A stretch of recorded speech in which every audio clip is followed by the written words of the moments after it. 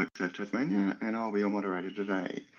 This session is called Optimising Mental Health Claims through Peer Review and External Psychologist File Review. It's presented by Jasmine Kuvachi from PeopleSense. In recognition of the deep cultural history of this land, we acknowledge Tasmanian Aboriginal people, the original and continuing custodians of the land, sea and sky.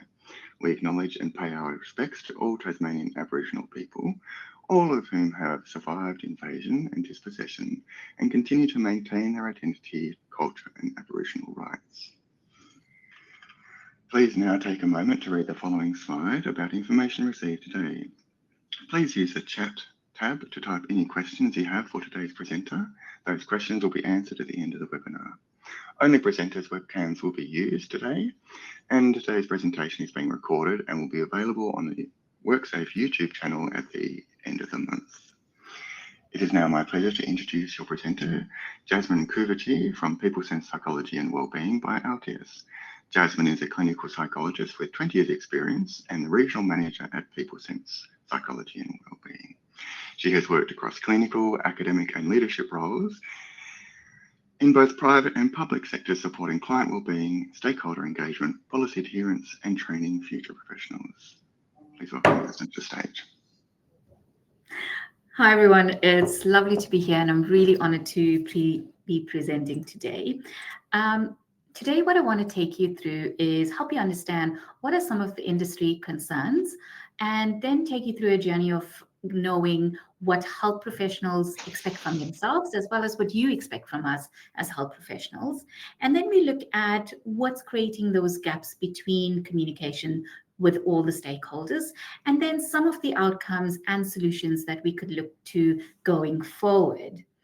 And today, I know everyone's behind the screen, but I want to make it as interactive as possible. So what I've set up is there's a few polls that are going to be sent out as I present at each slide. Please take the time to answer them and be as honest as possible. It is anonymous. We're just trying to get an idea of where you're at so that we know what the current standing is as well.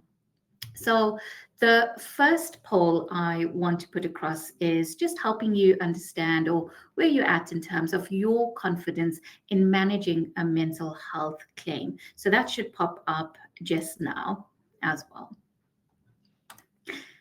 Now, if we understand industry stats and what that is telling us, some of the stats we have, and we're looking for around 2020, what the stats in 2020 told us, there was a 9.3% of serious claims that included mental health claims. And at that point in time, anxiety and stress were the most common reactions to stress, and that was the largest share. And what that meant was about 30.7 weeks were lost during, working weeks were lost during that claim time, and about $55,000 paid out for that claim. And what did that mean? There was an impact on 4 times the time to resolve, as well as it became 3.7 times more expensive than other types of claims. Now, I'm not sure whether you knew this data, but what I'd like you to do, answer poll number 2, just so we get a tracking of where you're at in terms of those polls. Then we move forward in 2024, and what we noticed very interestingly from Safe Work Oz and WorkSafe TAS is that these stats just kept going up and up. And what did that mean is that mental health claims were rising in Australia and TAS and more costly and take so much more longer than physical injury claims. Now, the national median went, as you saw, from 2020, 55, it now became 65. And the working weeks lost were now at about 34 working weeks. So the average employee or injured worker was losing about 7 to 8 months. And this is roughly about 4 to 5 times longer than any other injuries. 90% of those serious claims were now made up of work-related mental stress, where it was workplace pressure, harassment, bullying, and workplace harassment, accounting for 60% of that. So what we saw in a 10-year trajectory was it increased by 97.3%. So we jumped from a 19.2% and we doubled, or we went to 97% increase in just a short period of 10 years. Now, what does that mean for the claims? The claims, why do these claims cost so much or last so much longer? Well, what we know is that for mental health claims, they do take a longer time to have a recovery period. And mental health claims contribute disproportionately to total schemes weeks lost, as well as the cost. And remember, complex return to work pathways were in place because when it comes to mental health, we look at graded duties, psychosocial intervention, and workplace changes. There was also stigma and poor workplace support, which slowed down our return to work process. And data showed that return to work rates for mental health claims took much longer. There was also higher medical and health and rehab cost involved. Why? Because the process was longer. So the allied health or health professionals were involved. There was more sessions and therefore more cost. And this meant that we also had, and as you saw in 10 years, we've increased so much. So there was an increase in claim numbers. And the claim numbers, remember in life, whenever we have something good, there's a pro and con to everything. So the great thing about awareness, the great thing about people knowing their rights, knowing what's available to them, that also showed in increasing claim numbers. There was a journey towards destigmatizing mental claims, which then saw many more people applying for these claims. Unfortunately, there was also a rise in psychosocial hazards. There was workplace pressure, there was bullying, there was violence, and this all results in an increased scheme cost. So what does this mean for the claim outcome? There's lower return to work rates and longer durations. And like we said, it contributes disproportionately to total schemes, weeks lost and cost. There's also a lot of scheme financial pressure because longer duration and higher median payments per claim increase the overall cost burden on insurers and employers. And this means this prompts then regulatory reviews, policy changes, and informed discussions that need to now take place.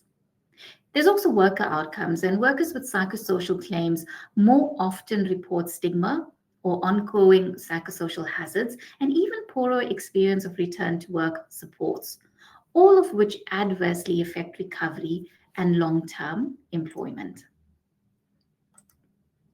Now, in the next slide, there's another poll that should be coming up on your screen, and this time it's how would you describe your understanding of psychosocial or psychological recovery in the context of workplace injury? Now, recovery is never a linear process. It is going up and down in fluctuations. And if you look at the graph, it's quite scary. As you can see, it's quite a squiggle. We believe it should go from a linear process. But in reality, nothing ever happens like we want it to. And mental health recovery is definitely not linear. And there's a few factors that actually account for that. Part of being one, there's complex causes. So mental health conditions are influenced by biological, psychological, and social factors. And all of these shift over time. Now, not to mention, every single human being is different. You and I could experience the same event, the same trauma, but how we process that, how we make meaning of that is going to be absolutely different. You may be completely traumatized. I may see it as just another day and move on. So every individual has variation. So each person's coping strategy, their resilience, their support systems differ, which makes recovery highly personal to that person. So we may have best practices in place, but not every best practice will suit that individual. You then have external factors like triggers and stresses. External events, workplace stress, relationships, trauma reminders, all can set back progress even after periods of improvement. So you could have an injured worker that would be improving for 3 months, and then there's a trigger, and all of a sudden they have an episode of distress. So you see, it always goes up and down and goes like a squiggle. There's also ongoing adjustment. Recovery isn't just about symptom reduction, but also about rebuilding everyday functioning, identity, and well-being. So that process takes a long period of time. There's growth alongside setbacks. So we actually plan for setbacks. We actually plan for relapses. And relapse or difficult periods often bring learning and skills that support long-term resistance. So in short, recovery is viewed as a journey with fluctuations where setbacks are normal and a part of progress rather than signs of failures. So just because someone's going in the right direction doesn't mean they may not have a difficult period, and we need to understand that. So we need to know how to support that injured worker. Now, when we have this journey, health professionals play a very, very important role. And part of their role is that they have to provide evidence-based treatment, work-focused assessment and treatment, and they have to coordinate with the employers, with the claim managers, as well as support graded return to work. They also have to give the material, and they have to materially support, improve claim outcomes, where we aim to have shorter time off, higher return to work rates, as well as lower total cost. Now that's the expectation, our overall claim to have improved outcomes. So what is our role? One, we have to, as health professionals, have early, accurate, work-focused assessment and diagnosis. So what we try to ensure is that when health professionals take on a claim, they understand what is their duty within the claim. And one of them is early, accurate, work-focused assessment and diagnosis. Now, before we carry on, there should be another poll that's coming up on your screen in terms of what is it that you believe are the most critical for health professionals in improving mental health outcomes. To go back to the slides, the second point we are going to look at is the other thing we always, as health professionals, look at is we have to deliver evidence-based psychological treatments. Now, you may know that when someone's facing severe trauma or something like PTSD, there's EMDR that's spoken about, there's CBT that's spoken about. But what we don't realize is that, yes, those are first-line treatments, but they're not always the right treatment for every single person with PTSD. So health professionals their role is to assess the appropriate treatment response and the treatment approaches, and to actually provide that to correlate with better return to work outcomes. They also have to adopt a work-focused return to work orientation in treatment. So sometimes this makes life difficult for us because there's so many other factors happening in that person's life. And it's really hard to treat a person as if they're in a vacuum with nothing else happening to them. We have to see the individual holistically. So at times, in order to support them to return to work, we first need to help them navigate the personal stressor that is happening. We also have to have active case coordination and communication with the case managers and employers. We need to ensure early intervention and state support. Why? Because early intervention would mean that if we talk about, if we deal with and process trauma or the distress early on, this will help us reduce the risk of secondary issues coming up. And also, it will help us reduce the fact that it becomes more complex in nature when it actually doesn't need to be. So we're looking for professionals to ensure every procedure is done appropriately to support the worker optimize their recovery journey. We also want clear work-centered clinical documentation for claims, because sometimes health professionals are so busy we forget to write everything, but this is the only way all stakeholders actually have feedback, actually know what's going on, because the more limited information there is, the more questions there is, and then there's a battle between all the stakeholders, where sometimes we get inappropriate decisions made, not because the decision was inappropriate, but because there was a lack of understanding. So we all play a role in that communication.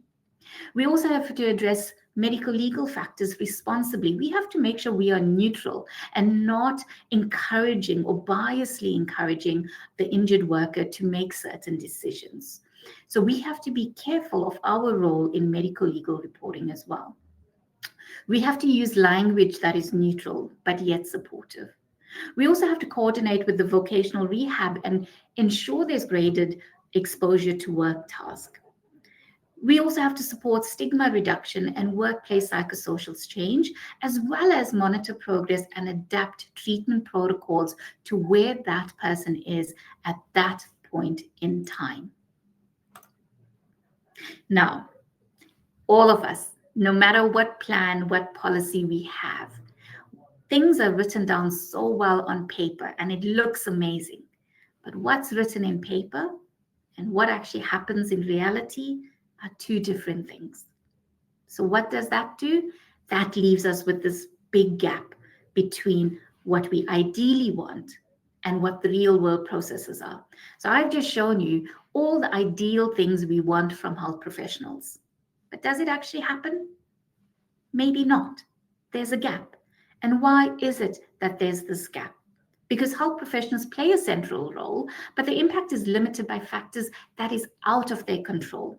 And recovery can be slowed by other factors, such as workplace factors and individual factors. And the results? There's a multitude of factors impacting recovery processes. And the risk is if we don't communicate as stakeholders amongst all of us, what happens? We feel unheard, misunderstood, we feel frustrated, and that frustration increases and becomes a us against them. How many of you ever heard the story of, the insurer is bad? Oh, the case manager just doesn't understand. Oh, I don't want to deal with that case manager because they're just going to decline it. Yep, thumbs up if that's what's happening. Yeah. So that is not necessarily because people want to stop the process. No, there's a communication gap. And why? Because ideal doesn't really match the real world process. So you will have another poll coming up. I told you there's lots of polls to keep you engaged. There's another poll coming up where have you ever experienced or observed a disconnect between clinical care and claim management in a mental health case?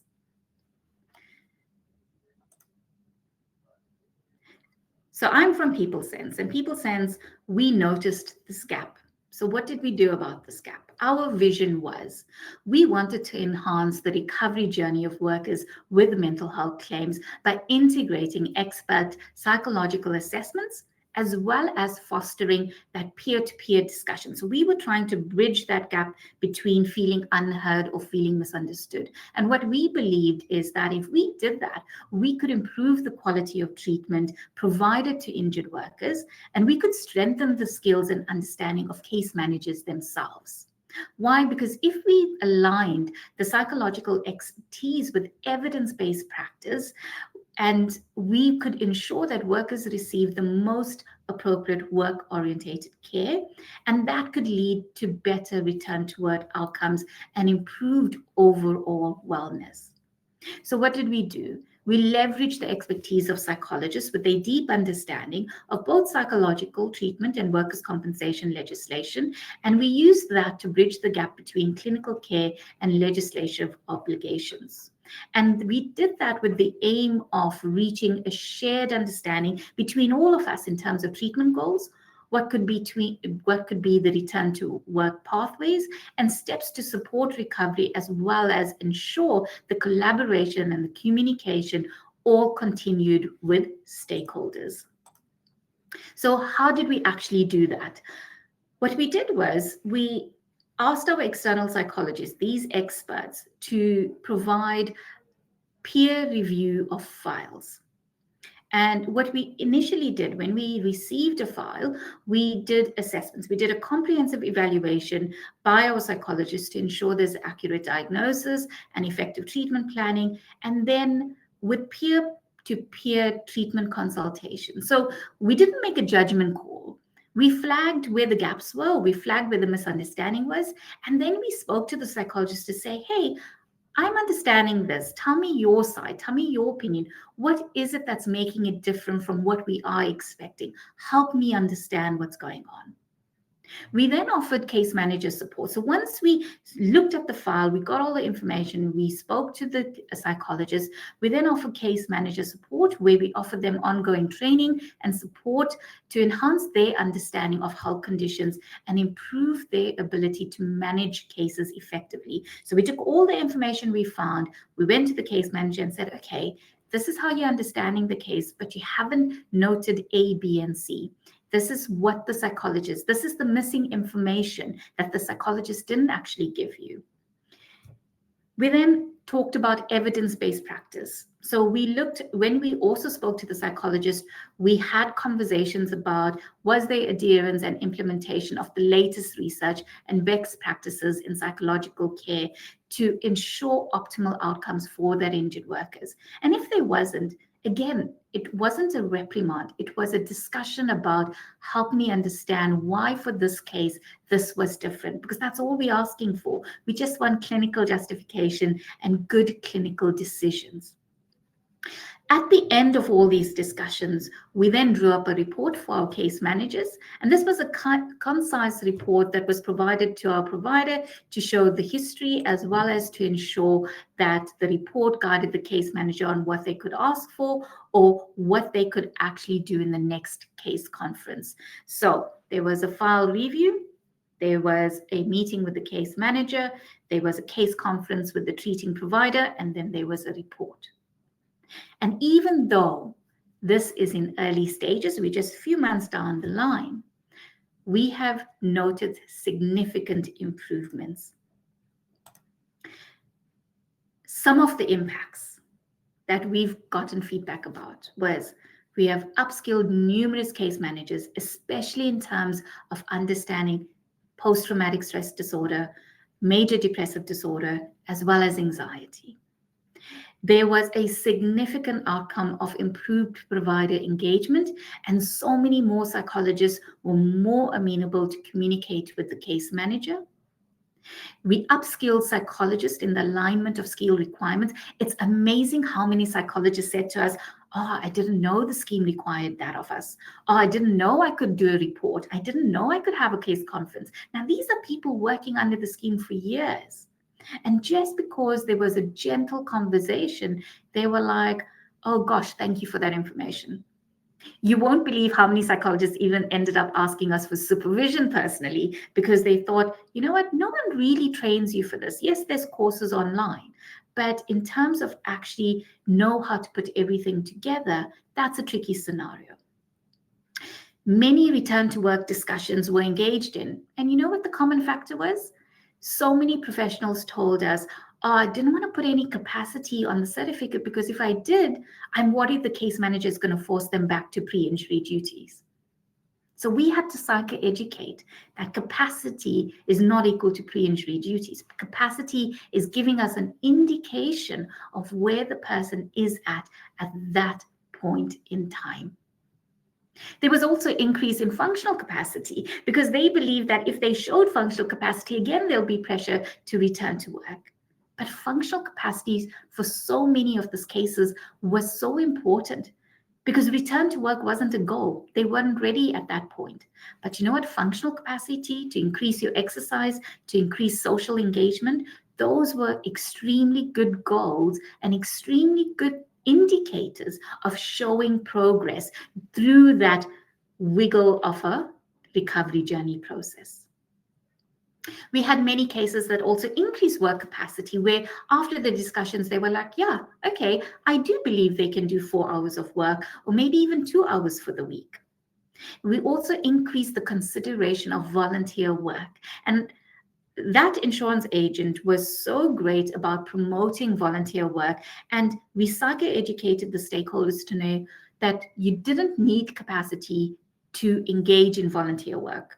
It was more of, we wanted to see how you engage so we can start preparing you for the return to work process. So volunteer discussions became so important. We improved the treatment goal decisions, and in terms of New South Wales, the AHTR submissions as well. Because sometimes those documents are hard to read and hard to understand in the same way TAS has its own documents. Sometimes those documents are not as easy as we think they are. There was also reduction in treatment frequency. So many psychologists go, yep, after that discussion, I realized they don't need weekly, they actually need bi-weekly, or they need monthly. And why?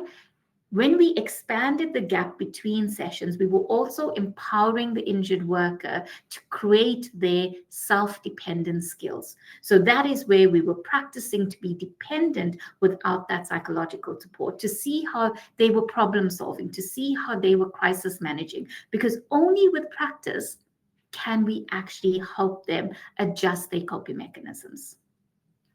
We did a lot of myth busting. And like I said, there was a fear of noting functional capacity for the fear of getting back to work. We flagged treatment providers. It also gave us an opportunity with all the good that we found. We also acknowledged that there were certain treatment providers that we believed could be impacting the return to work process. And we were able to flag that cohort, and they were identified, and next steps had to be discussed. What we noted overall in the whole project, there was a reduction of claim cost for all stakeholders involved. So some of the general considerations to get the type of outcome that we had, we were very careful with our semantics.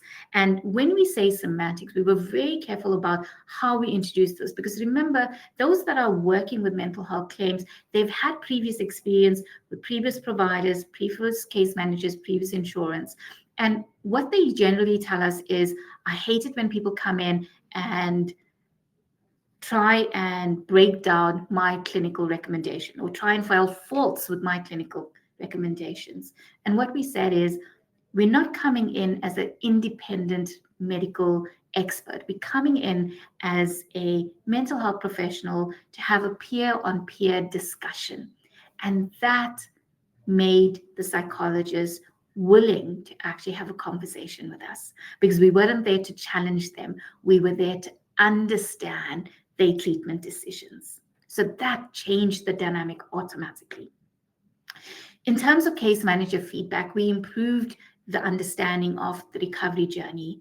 We improved the understanding of functional capacity versus work capacity, holding in mind that a client doesn't just need to show work capacity to indicate progress. We showed the importance of functional capacity. We helped case managers understand communication styles. For example, phoning someone and saying, when do you think you can get back to work? Is such a triggering statement for someone that is struggling with post-traumatic stress or MDD, or struggling with a mental health claim where they may not be in that position. We've had so many anxious workers that then get re-triggered and actually relapse a bit, because now they're feeling guilty by that virtue of that question. They feel like, oh gosh, maybe I should be back at work. Oh, am I failing everyone? I'm disappointing everyone. So then we're dealing with the consequence or the fallout of just that one simple question. Now, that one simple question may not be made with the intent to put pressure, but not understanding the consequence it can lead to can impact your recovery process. So we talked about communication styles. We talked about how to frame things. We noticed a lot of doctors' feedback, or a lot of doctors' reports that we read were written using very frustrated language. And we realized they were actually reacting to the wording used in the questions. So case managers sometimes send the doctor an email saying, please could you answer these questions? But you know what we noticed? Every question spoke to work capacity. Not a single question spoke to functional capacity. So then the doctor was getting frustrated and wrote long paragraphs about how I do not believe you understand my client, because you are not believing they are not ready for work. So we just slighted the semantics a little bit, and we changed work to work or functional capacity, and that seemed to calm everyone down. We also increased the personal confidence. So case managers came back to us and said, now I'm feeling more confident to know I can ask the psychologist this question about this statement. Now I know how to challenge them, or not to challenge them, but how to explore with them. So the confidence of the case manager actually increased. In terms of treatment provider feedback, so many were appreciative. There was a different experience as compared to previous file orders. They felt heard and they felt understood rather than challenged. And some were actually able to acknowledge their role and impact on the claim process. They also noticed to us their biggest frustration was the poor approval outcome for a request that had enough clinical evidence. And this led to avoidable worker decline. So the clinician felt, I gave all this evidence to tell you why the person needed an exercise physiologist. You've declined this. And now the injured worker doesn't want to engage with you because they feel you're going against what they need. And all the justification was there. Or what it did was it triggered that injured worker to go, oh, I'm not getting any support.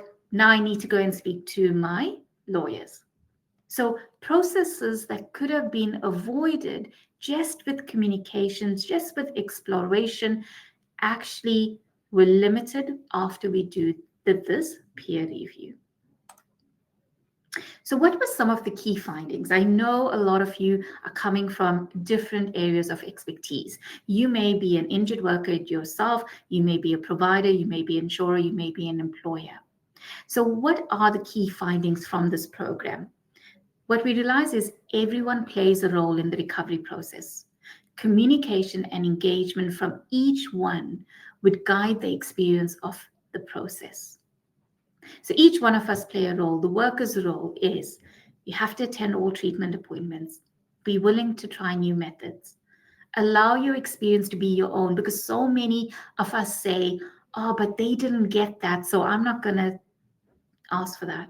Or my friend had a very bad experience with the case manager, so I don't trust insurers at all. Allow your experience to be different. Allow your experience to be your own. Communicate if you're unhappy. So many times, some of us are unhappy, and what do? We keep quiet. But no one can change anything if we stay quiet. So we have to have a voice. If you're a treating provider, you've got to remain neutral. Remain factual. Offer evidence-based treatment. Be comfortable to have return to work discussions or work towards functional improvements. Be curious about and problem solve if there's a stagnation of treatment. Communicate with stakeholders, discuss your concerns. Voice, I'm worried you're talking about work capacity. Let's look at functional capacity. You too have a voice. Insurers, if you are an insurer, case manage with empathy. Know that every decision you make impacts the quality as the person themselves.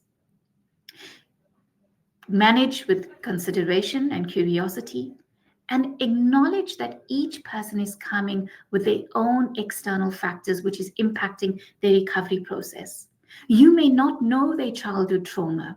You may not know that they had 5 other traumas. Therefore, this minor trauma that may seem minor to you and me is actually just the straw that broke the camel's back. Communicate if there are concerns. Be mindful of the language and the semantics we use. And if you are an employer, actively listen to your worker. Provide a caring and nurturing environment. Mental health is not something tangible. It's not something you can hold and see. But sometimes those are the ones that need most empathy and consideration. Our biggest thing, prevention is better than cure. Know your psychosocial hazards. Assess your risk. Put things in place to limit that risk.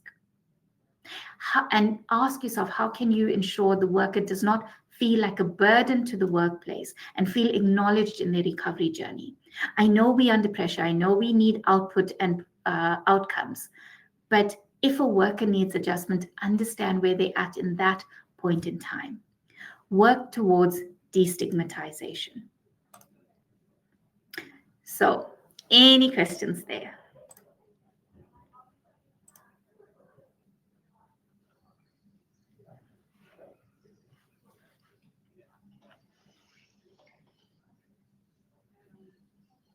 Just give people a moment to type in their questions if they have some. Yep. It seems extraordinary, like you outlined the gap between policy and practice and the diminishing effect that can have on recovery processes. It seems exciting that a 5-hour process that you've outlined at the beginning of a case could have such profound impacts. Yeah. And you know what? In that 5-hour process, it's the biggest emphasis is just on communication. It's Yeah, just about making that time to talk to each other, to understand each other. So we didn't go in with, why are you saying that? We yeah, went in with, tell me more about that. yeah. Tell me What are more. you saying? Yeah. Yeah. And it just tells us the value of communication. A simple step like communication can reduce all the negative impact and help us so much in going towards an earlier return to work recovery. It's more of that on the same page, heading in the same direction, isn't it? A little bit. And Absolutely. and especially the way you talk about the multi factorial things affecting people's lives and also the professionals that are dealing with it. Absolutely. And sometimes we don't understand the background.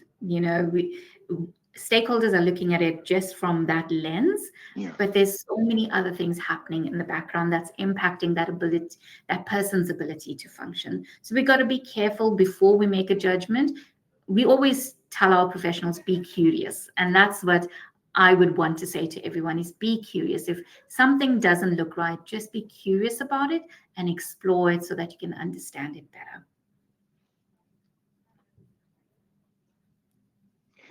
Curiosity and communications are, yeah, definitely a good Mhm. good approach always.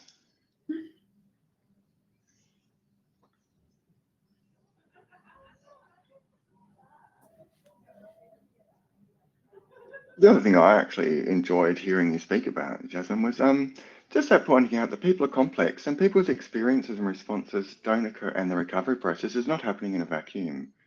Um, so it's not A plus B equals C. It's a combination of factors and being mindful of a Yeah. whole range of things you're not sure about and can find out more through asking.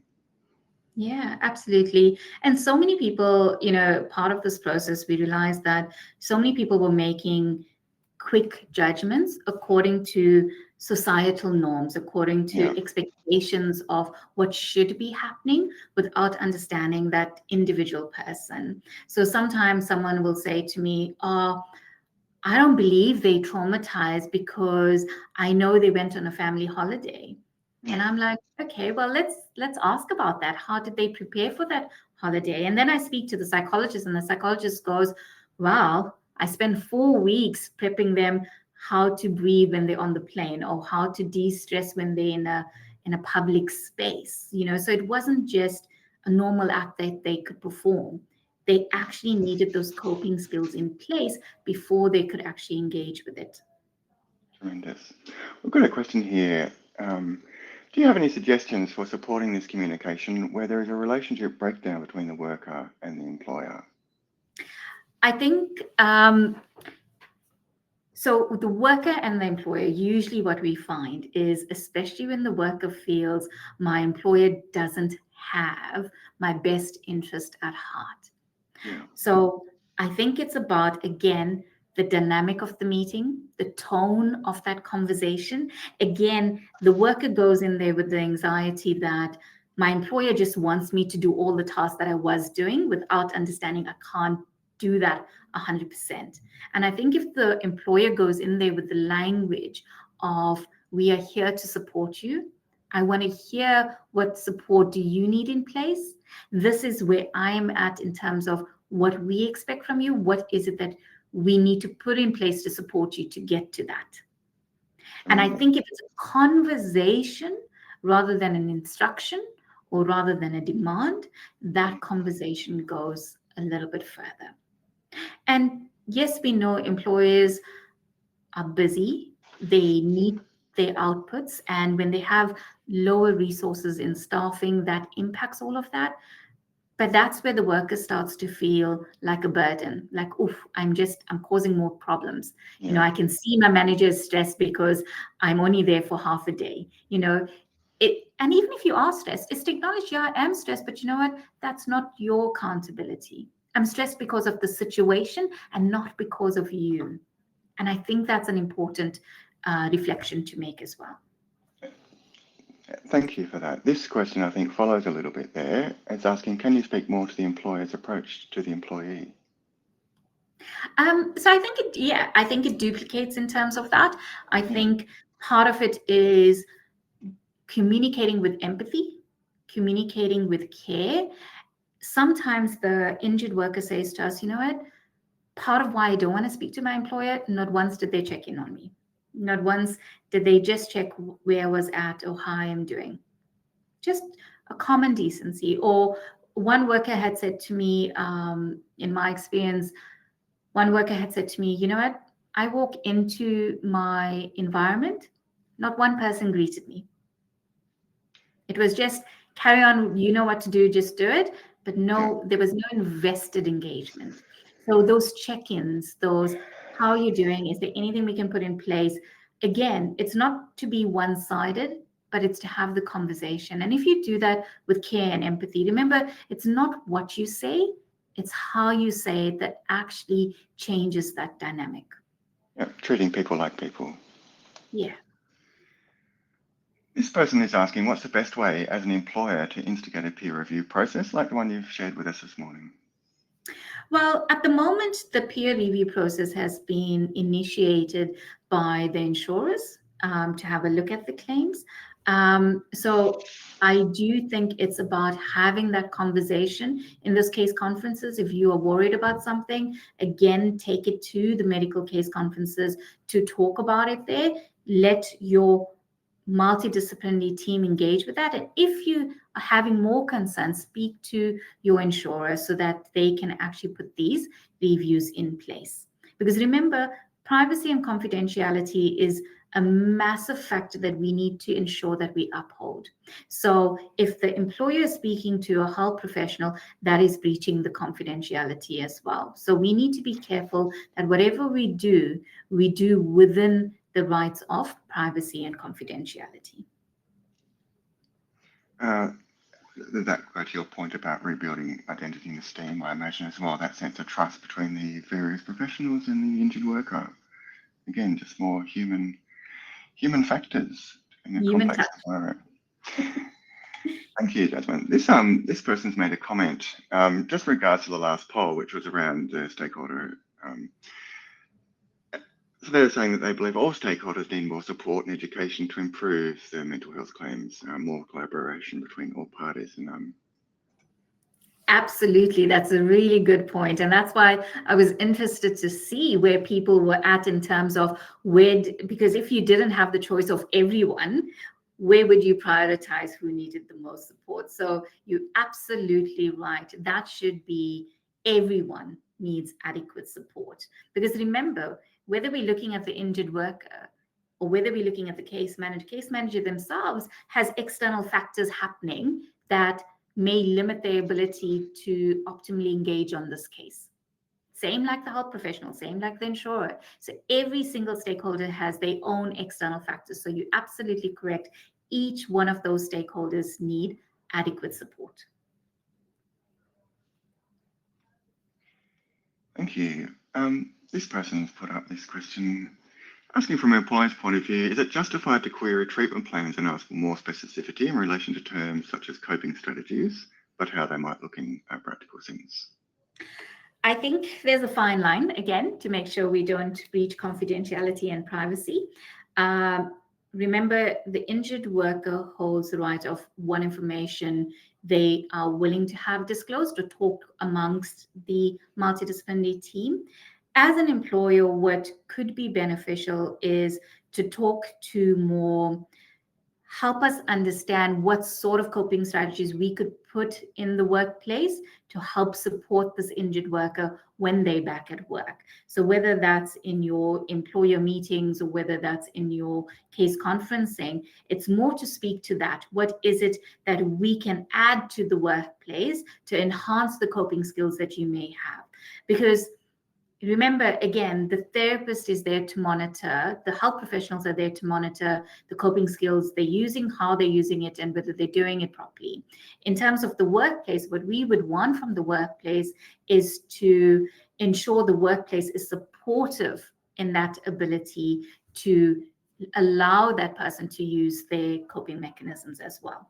So something like we would say to someone, every hour you may just need 5 minutes just to stand up, just to stretch a little bit, go outside, come back, not to take a lunch break or anything, but just just to move for 2 minutes before you carry on, right?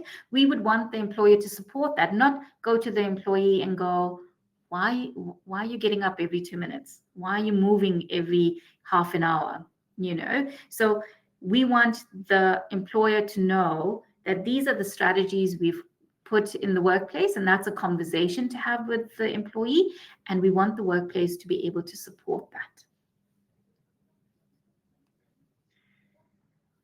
Excellent. We've still got a few more moments for questions. If any of the audience have any more, give people a moment. We often hear that recovery is non-linear and impacted by multiple factors, but I think it's reassuring to hear, again, some practical strategies around that. And again, curious that they come back to some core human things. I was interested in your way of describing to try and remove the adversarial nature, the us and them approach. Yep. And again, us and them comes about with misperception. And that misperception is coming from just miscommunication or understanding. It's like a relationship, it's when we are having difficulties in our relationship, sometimes we both want the same thing, but we're saying it in different ways. And when we're saying it in different ways, we start fighting with each other. So that's exactly what's happening sometimes in the claim process as well. We all want the same outcome. We all want that journey to recovery. But the way in which we're getting there, or the way in which we're understanding that process may be different, which then enhances that conflict. So again, we just need to communicate and we need to talk about it.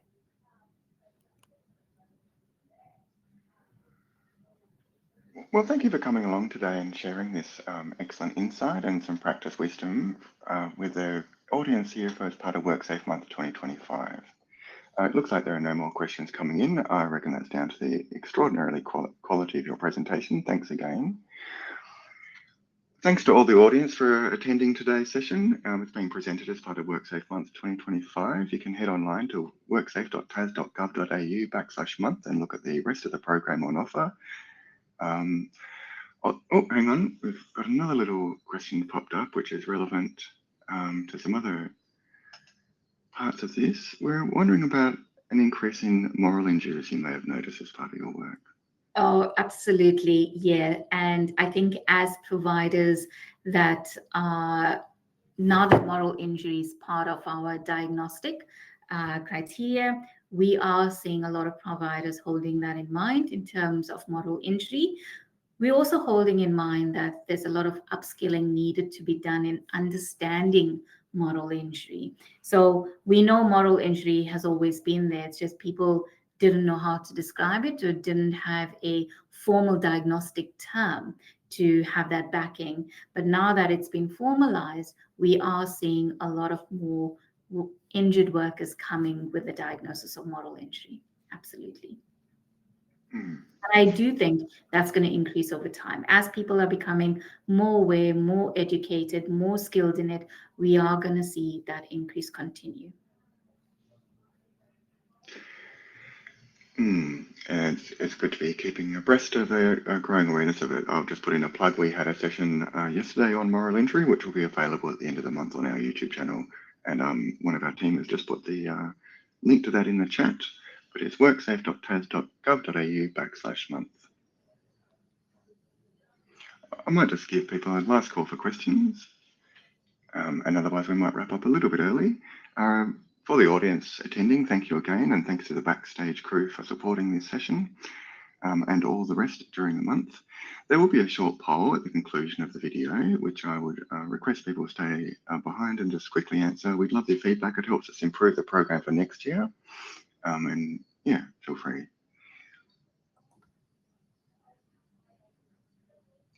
Looks like we might have satisfied all the questions. Thanks again, Yasmin, and we'll call this.